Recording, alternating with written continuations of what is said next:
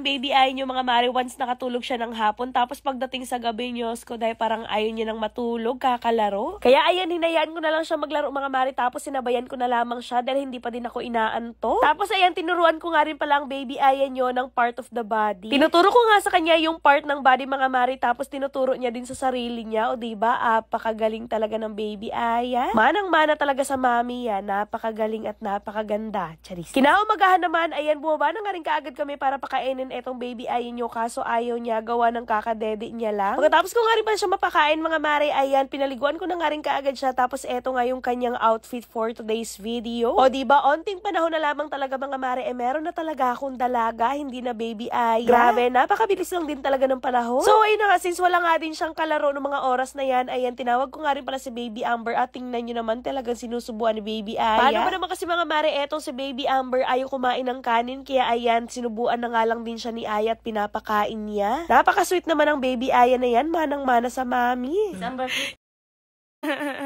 Pagkatapos niya nga mapakain si baby Amber mga mare, it's time to sleep na nga dahil hapon na nga ng mga oras na yan. In-off ko na nga yung ilaw mga mare para makatulog siya, pero tingnan nyo naman kung gaano yan ka-hyper, kaya ayan, nilaro ko na lamang. Diyos ko, dahil ganito talagang struggle namin every afternoon mga mare, pagpapatulugin siya, talagang naglalaro lamang siya.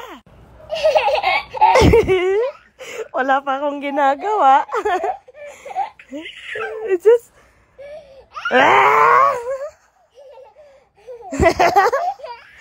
It. Bulaga! Bulaga!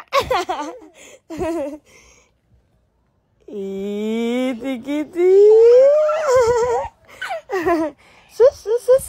Oh, smile sa camera, smile!